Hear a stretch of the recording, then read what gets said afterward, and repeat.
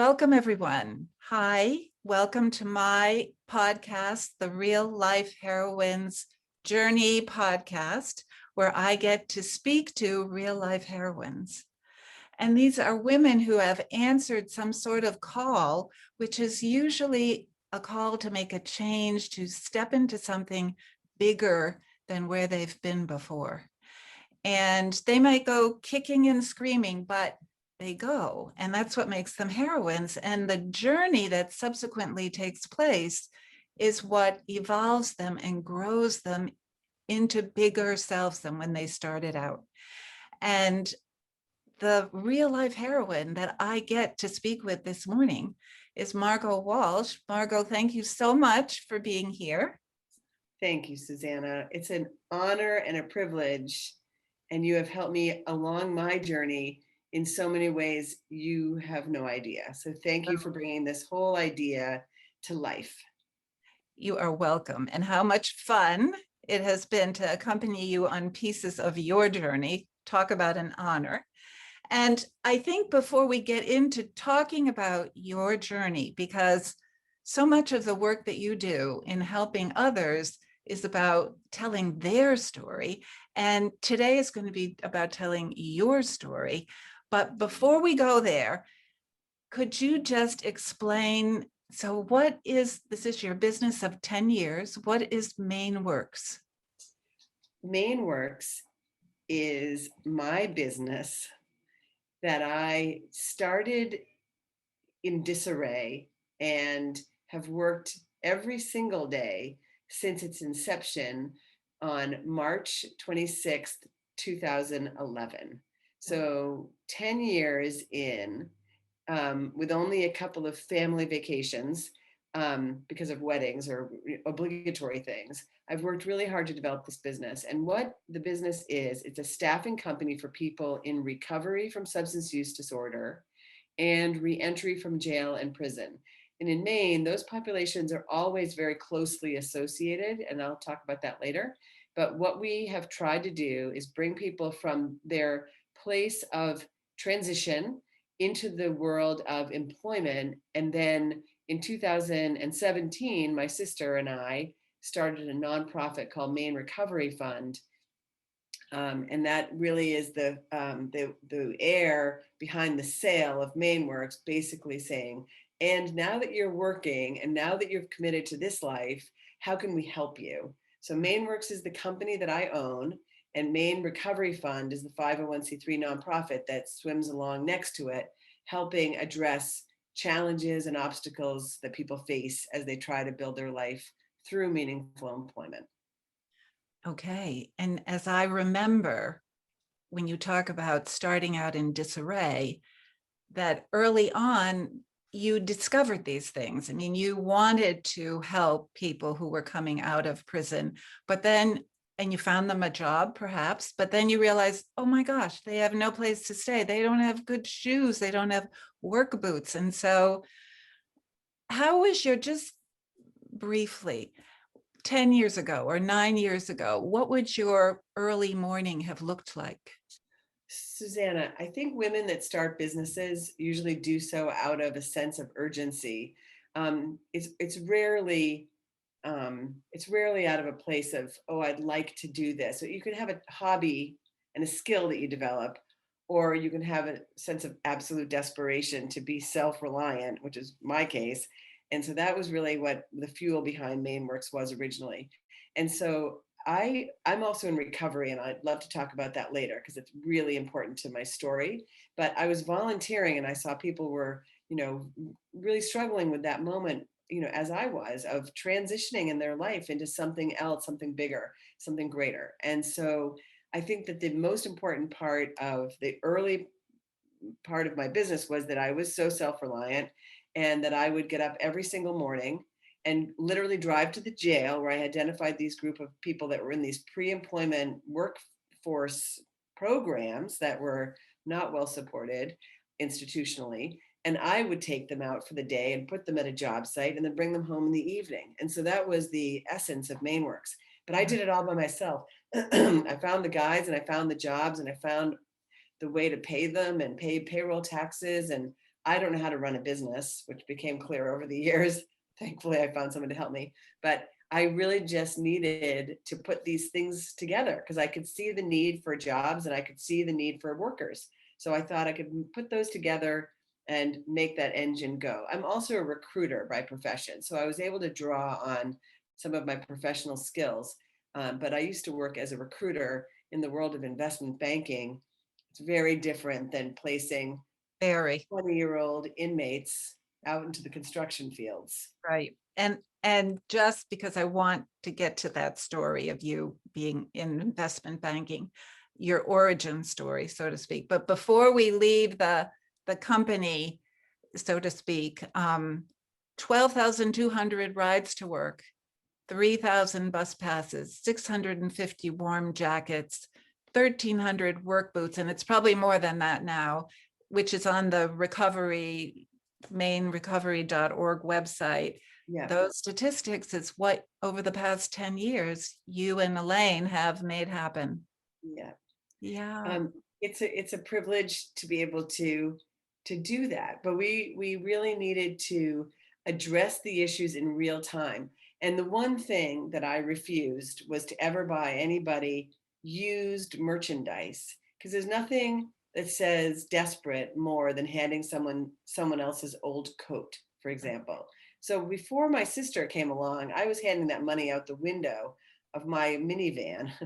And that was not sustainable, but it was my commitment to not give people recycled merchandise. So I used to go and, just paw through, the sale rack at Walmart. And then I finally talked my way into the manager at Walmart, bringing me into the back to show me where they have returned merchandise that's unsaleable, but brand new, so that we didn't have to give out old socks and old boots. And so then when we started this 501c3, we were able to raise the money and raise awareness around this issue that, people starting out need everything, as you suggested, Susanna. Thank you.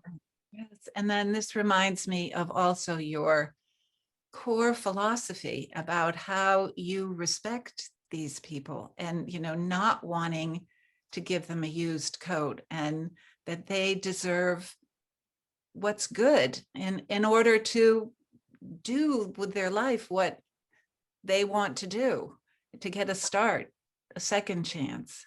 And actually, Susanna, that exact moment that you're describing is critical because this population is the most easily exploited in so many different ways, but they're extremely vulnerable.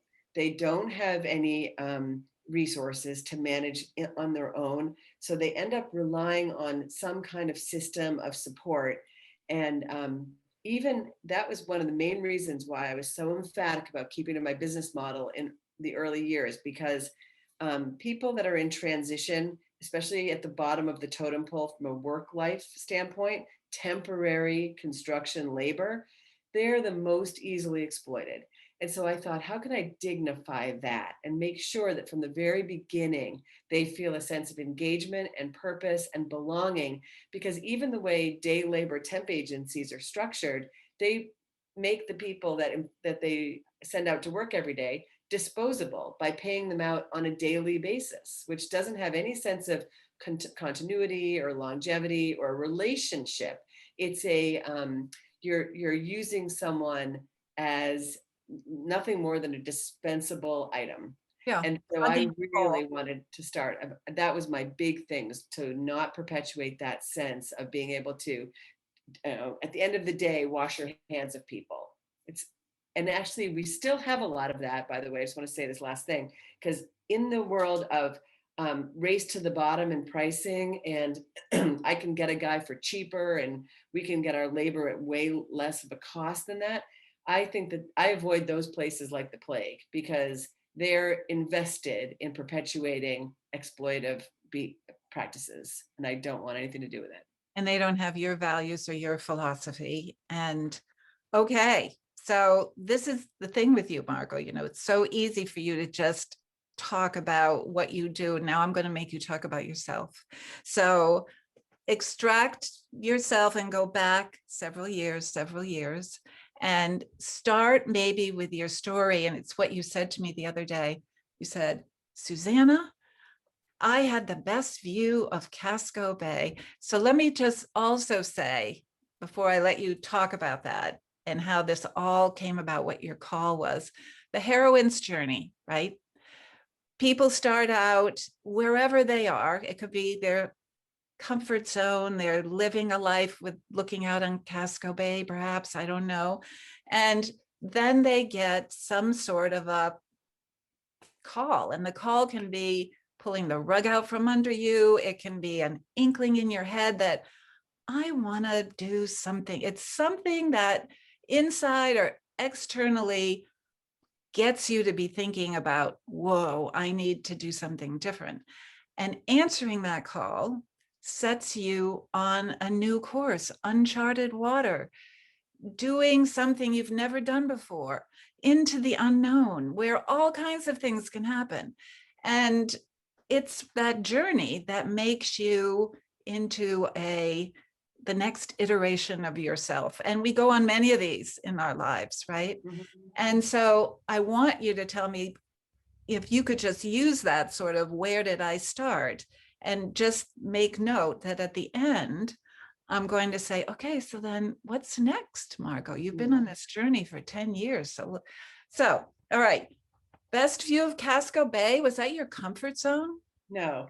And but it had been what I was socialized to believe would be the ultimate apex of having arrived, right?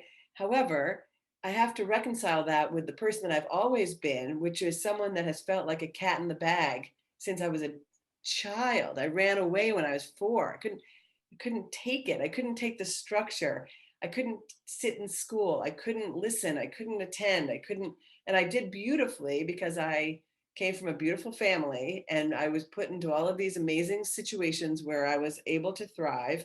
I was given the choice of education. I was given the choice of all sorts of athletic outlets. So I was, despite my discomfort in myself, I was able to continue along this very clear path of education, athleticism, summers teaching sailing, all of those things.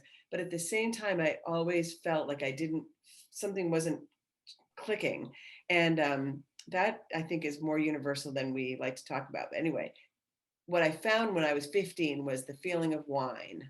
And that is a calling in and of itself that says it's the for to keep along the heroine's journey, Susanna, it is the siren on the shore, singing the praises and saying you're awesome and you've got this and you can do it. And it brings in all the sociability and it's lovely and the bottles are beautiful and it's all very upper crust. And then I went into the world of banking and investment banking and got married, all with wine and champagne and loving that feeling of being other than or washed over. It wasn't me anymore. It took off all the edges.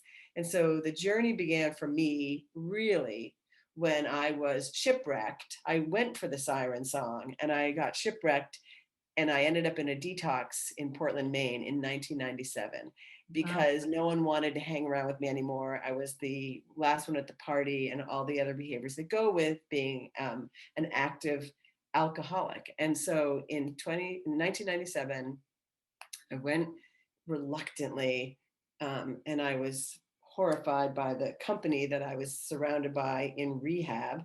And anyway, went through that and it was the broken open, needed to be at that rock bottom place before I could find anything true. And it has only been that since. But that's what made me even more conflicted by my Casco Bay view. And because it came after I got sober and had children and had everything again, I was back on the path of everything looking fine on the outside. And so when the ultimate was I finally got divorced because my husband and I met when we were children. I mean, I was 19. And so I needed everything to reset. And I reset in 2010 by starting the idea of MainWorks. And it was about Before, self-reliance. and so one thing I wanted to have you make sure you talked about, because when you talked to me about this earlier, you said, there I was then after this divorce, the person, the heroine, with her all her belongings wrapped up in her handkerchief on a stick on her shoulder. But one thing I had, Susanna, you said, and what was that ability? What was your superpower? Connecting people. Yeah. That was the only thing I could really do well.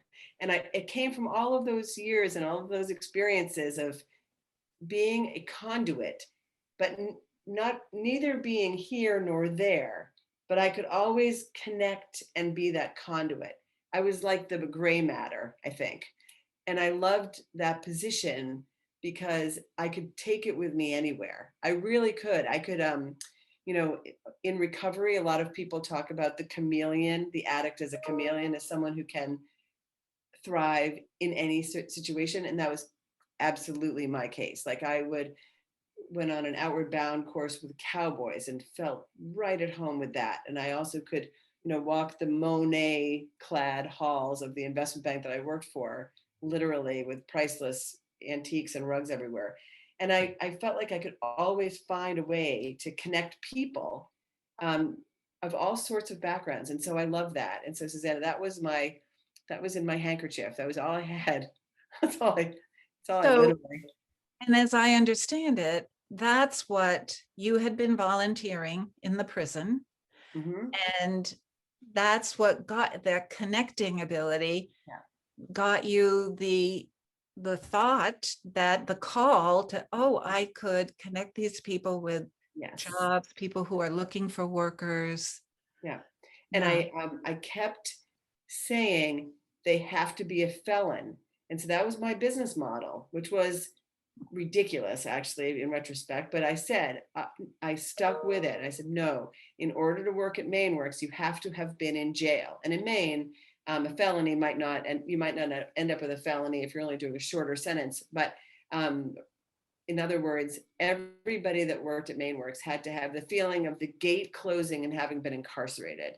And so, and there was nowhere else in the world that was predicated that the employment structure, unless it was a nonprofit for prison reentry, no one else in the world had a private company where the requirement for employment was that you had to have been incarcerated. So You're right. it created a little bit of I felt incarcerated in my own life, so I could relate in a weird way with like the lack of freedom. So Margo, heroines on the journey encounter a lot of criticism, and we call this the threshold guardians, because they're like, no, stay here with us, you're threatening us by what you're doing, and Yes. you're crazy. And Yeah. so what did people must have been? Oh, Susanna, I have a woman that I could point to, and I won't, but she said, if Margo's company is providing your workforce, I don't want those people in my backyard. I don't want a felon working on my pool, literally. And so I was so that came with such indignation on my part, because I thought, how dare you? But I understand people's fears, and I guess that was another part of my calling, was to help people process the fact that in our United States of America, in our system of jurisprudence, if you have done your time, that you should not have a life sentence, but it is a life sentence. If you get arrested for anything and convicted, because people with money rarely get convicted, because you can always dance around it unless it was really, really, grave, whatever you did. So the whole legal system in this country anyway is based on entitlements, based on who can bail out of jail. If you can bail out of jail the night you get arrested, you will rarely end up staying incarcerated for any length of time. So let's just get real about that. So I guess part of my message in all of this, Susanna, and we've talked about this too, is now what is my swan song? What am I going to say now? What's in the final analysis? What do I really care about? And I've had to continually do that. Right. So when you think about it, 10 years, and we haven't even talked about all the accolades that you've received, and that there's a early June this month article in Forbes about you, and you've been interviewed all over the place and won SBA awards and bigger than that, right? As you've navigated, not as you said, not knowing what you were about, but, keeping these principles and values. So you have evolved, wouldn't you say, from that woman 10 years ago? Yeah. And so what happens with that is that you have a new stage to talk to. You have more influence. I can say you have more power.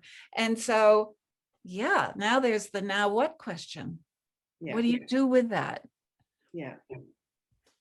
So I am really excited about the evolution in the past 10 years of this calling nationally and internationally to balance mission margin, that companies should be held accountable for their social and environmental impact where they exist, and that we should be able to quantify that, and then people will make investment decisions or purchasing decisions based on whether a company actually does with what it says it does. And so there is a whole world of impact investing that goes on now, which says we're going to consider our impact on society and humanity by the investments that we make and how we pay for things in the world. And I think that that's a huge system now of impact investing. It's kind of what venture capital was when everybody made tons of money on Wall Street back in the 80s and 90s. Now impact investing has become this really important thing that says we will invest in companies that we believe in. We didn't have, our belief system in the 80s was profits overall. Make Right? money. Money, right? Right. Capitalism. And now there's a conscious capitalism evolving that I really feel like Maine Works is now being recognized. So we just won another accolade, but I can't talk about it until July 14th, but it has to do with being a B Corp, which is a for-profit company with a social or environmental impact that you have to have measured. It's really hard to get. I can't believe I discovered it in 2013 because I was Googling, Susanna, companies out there must care, like Patagonia does that. They care about what they do, and they allow their people to go surfing. That's the ethos that I want to bring to my company and say, how are we going, what is our common esprit de corps? Who are we? And so I think that there's a much more receptive market to all of that now more than ever. So I'm going to, and that's, as I understand it, that's how you exist as you, as the CEO of Maine Works, and Elaine as the president of the Maine Recovery Fund. It's the for-profit and nonprofit working together. Yeah. But before we just move off this, I think this is a good time because you talked to me about a cup of coffee. I said, okay, so how can people donate? If they hear you and want to help you find the work boots and find the jackets, and we go where? We go to MaineRecoveryFund.org. And Maine Recovery Fund has a incredibly impressive board of directors. They are, I guess it would be called a board in the nonprofit world, but anyway, the board of Maine Recovery Fund are wonderfully invested people who collaborate on setting the priorities for the organization. And strangely, Susanna, COVID has informed a lot of our decisions. And the elephant in the room is people who are living close to kind of the minimum wage. How am I going to move forward in life? One of the biggest expenses and a really daunting reality is lack of transportation. And I'm not talking about the little buses that go around, delivering people to hospital visits and stuff. Those are really important. They have their place, but they also run from 9 to 3. I'm talking about robust transportation availability to get people to work sites by 6 a.m., 7 a.m., alternate work like FedEx. They have their own buses. They bring people all around, 24 hours a day. They have to be able to deliver people. Because owning a vehicle is really expensive and overwhelming, and it's a luxury item. And it's also the thing that the legal system takes first is your driver's license as a form of punishment. So you've got all these people who can't get to work, and I'm furious about it. So that to me is the big expense. And that would be something if, I think you said something like donate as much as a cup of coffee would cost you a day or something, and that would be helpful. And of course, as you're talking about a bus taking people to work, I'm thinking of the Google buses. But at any rate, I don't want to go there. But I think you have an opportunity coming up to talk to the legislators in our state and in our Senate Mhm. about how they could help you with that. Can you say a few things about that? Yes, Susanna, thank you so much. So, um, the what happened since I started MainWorks is that the opioid crisis exploded. People were doing run-of-the-mill drugs and drinking when I started MainWorks and getting into trouble related to those sort of recreational drugs, and alcoholism was the big one. But then gradually, people started to die in greater numbers from the opioid epidemic, hyperprescription of prescription pain pills, all of the different reasons people become addicted. And we dealt with this ballooning, mushrooming, um, crazy runaway train of um, opioid deaths. And the people who are kind of left to be kind of accused of malfeasance during that time was the huge pharmaceutical companies, obviously. And you do hear a lot about extremely really bad, like pill mill behavior. So that was a really important problem and got a lot of press and attention. So there are all these settlement monies now. The federal level has charged a lot of companies with these crimes of irresponsible prescriptions and blah, blah, blah. So now there is all this money coming in the form of these settlements, and their federal money is being delegated state to state. And so how is your state spending their money? And it's a lot of money. It's billions of dollars. So the state of Maine got this lump sum and will continue to get lump sums. But my concern is that the committee of people who are making the decisions about how to spend that money have more of a bureaucratic perspective rather than that from the streets. And what is really necessary when someone actually needs to stop using. And so I'm a little frustrated because I think that the only priority needs to be life saving. In other words, starting accessible detoxes that people can access on the same day, not sign up and think about it for another 2 weeks because you've lost your window. With an addict who wants to quit, it's seconds and minutes, not days and weeks. So I feel very strongly about that. But moreover, Suzanne, I think to the point is that the opioid settlements are being influenced by the opioid manufacturing companies and this medically assisted treatment reality that has a ton of money for marketing. So whatever the story is that has been told by lobbyists in Washington and all that, those stories are now just being perpetuated on a more granular level at the state level. And I feel one of my calling moments is to say, wait a minute, Yeah. is this really the best way forward? Are we just sort of listening to the organ music and just continuing to dance to that at a local level, or should we be really thinking about this in a very meaningful, disruptive way? Because there's no way forward that's nice and smooth. As your point is, Susanna, your heroine metaphor talks about being a disruptor in your own life, not just taking it as it comes, but speaking your mind even when your voice shakes, that kind of listen to me. So maybe I have to say something like that.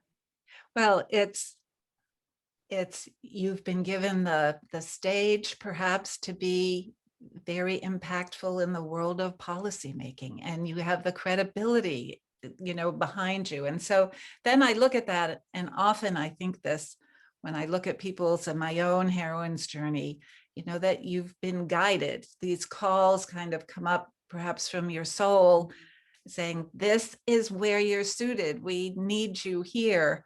Mhm, Um, mhm. I And it's wonder. accidental, and it's so accidental, and it is so arbitrary. And I love the story of the Odyssey. I love the idea of having left under duress and going out and meeting all of these, like the path that you talk about, Susanna. It's so important to me because um, no matter what, it's action oriented. There's no rest. It's not saying, and then you'll end up, in the case of Homer, Odysseus ends up back at Ithaca, which is again about to go to war. So it's not like there's any restful place where we can all sit back and say, isn't this wonderful? So You're more capable, you're more resilient, you're more powerful, you're more insightful, having been through all what Odysseus went through and what you went through. Um, I'm wondering, was there anyone, because we'll talk about the dragon that, breathing fire in your path. any dragon moments when you were really in the core of your belly, scared for how you were going to go forward? Or because, let me say this, Margo, because there are women listening who are thinking, oh my God, I could never do what she's doing. She's so brave, but we know you weren't brave starting out. This has been No. a learning experience. So were you ever afraid? Yes, Like all normal the people. time, all the time, all the time, especially for my kids, Yeah. because I really moved them when the for sale sign, I'm gonna cry, went up in front of the house that had the beautiful view. I thought, I could have kept with this. I could have just put myself back in the box like a jack in the box, and I could have just hoped that I could keep the lid on this and go through the motions of this and not be able to afford anything and all the crap that was going on. And so the moment, and also my son, who is neurodiverse, the idea of seeing a for sale sign in the front of the house, the disruption that that represented in his life was um, almost cruel that I would do that. You know, I have to be realistic about that and say, but in the end, I could feel that. And this is for women that are trapped, because in the end, the jack in the box will, the music will start to play. It's inevitable. You can't stay in there forever. You have to come to terms with the difficulty of balancing the stress of staying with the lid on and the um, trauma of being freed from the box. Right. Go for getting the being freed from the box. Freedom from the box will change your entire life. And it is the only way forward, as difficult and as wrenching as it is. And so that to me, Susanna, is really I had to pull up stakes. I had to pull up socially, because getting divorced, women are considered the outsider all of a sudden, because you're breaking the construct of your social groups. Everybody expected you to be paired off, not now this threatening presence, this woman who's kind of single. Think about what that implies, right? So, oh God, it was terrible. And I really, really feel for people who are in this moment, but you've got to just look beyond the constraints and go for, just get out of your trapped place first I and love foremost, whatever I that love is. your jack in the box metaphor. It's perfect. And I think this is going to help a lot of people to hear this. Yeah. And I agree with you, having survived a divorce as well. But I think it would be good to mention at this time, because you were worried about your boys, your two boys. Yeah. But tell us how it all happened with your older son and what Okay. he's doing now. Oh my God, Susanna, I can't even think about it in those terms because it was such a trauma. So I spent my whole life with my two boys, and we were the constant, the three of us. We did stuff together all the time in my minivan, which became the minivan conveying inmates around. And I used to bring the inmates with me to drop off my kids at school and pick my kids up. So these wonderful people became part of the fabric of our experience collectively. And my son, the older one, Jack, when he was in high school at the time, he used to drive guys around also. When he first got his driver's license, he'd pick guys up at the jail and bring them to job sites, pick them up, bring them home. So now, years later, and the one other fear moment that I've had, there's several fear moments I've had, Suzanne, is that I'm not a business person. I don't know how to do profit and loss. I don't know how to do anything like that. And so I was relying on the assistance of strangers that I didn't really know that well, that had been referred to me. But there was so much crap going on with my bookkeeping and bookkeepers. So I want to just caution people that you've got to really be confident about that. Ask your bank to recommend people. And anyway, my son went off, and lo and behold, he got a degree in finance against his wildest expectations.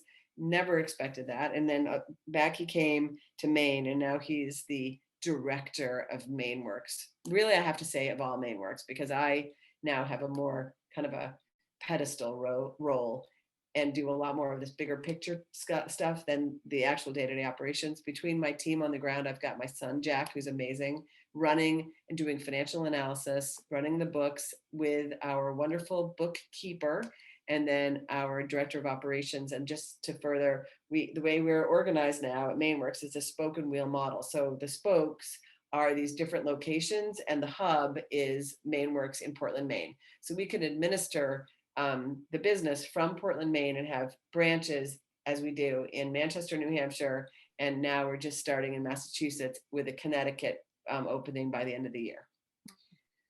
So it's kind Wow. of exciting. Yeah. And I think you're like in the millions right now as far as what you're making. And Yeah, the revenue is really great. And the thing is, we had this great recognition in Forbes.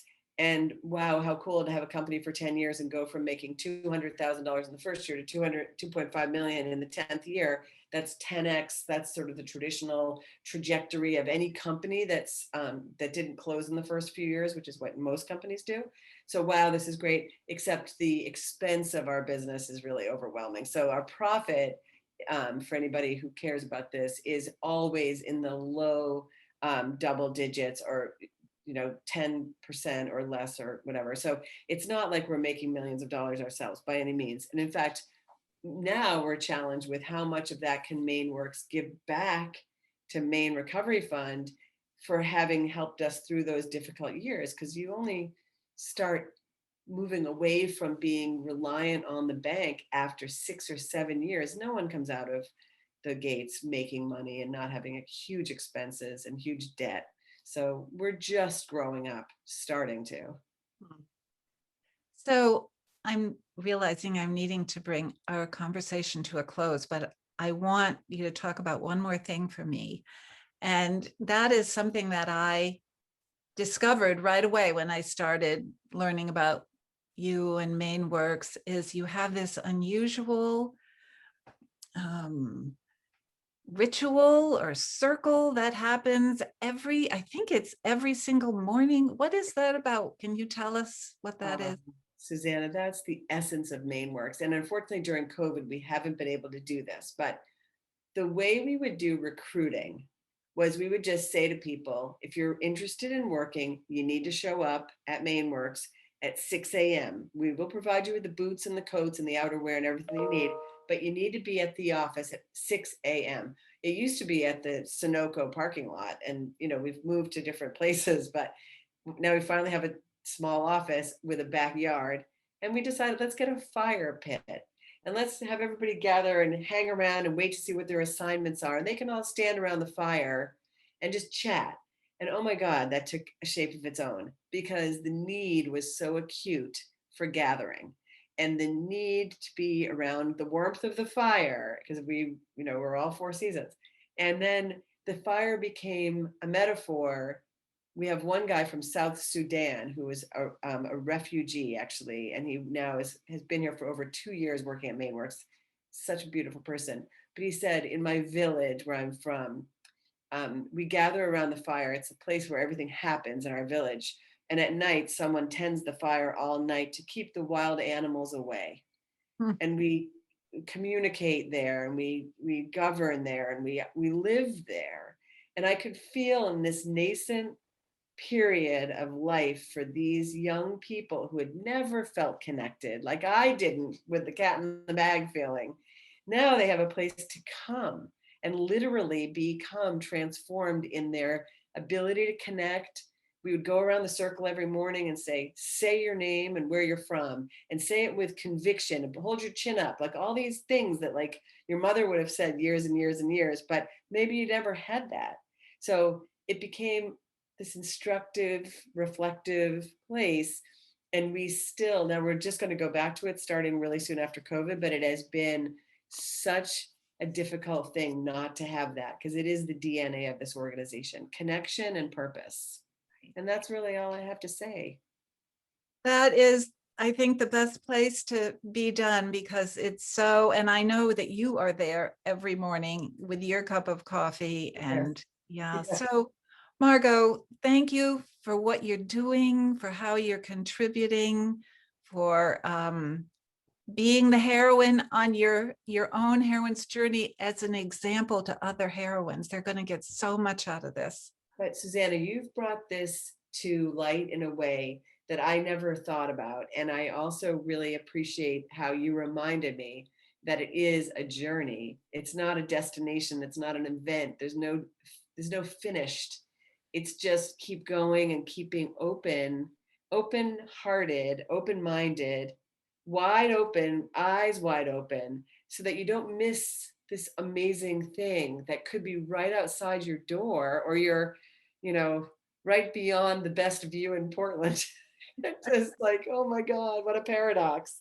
Thank you. Oh, you're welcome. And thank you. And I See you. hope we can talk with you again sometime on this podcast. Thank you, Susanna, for everything. All the best. See ya. Thank you. Bye-bye. Bye.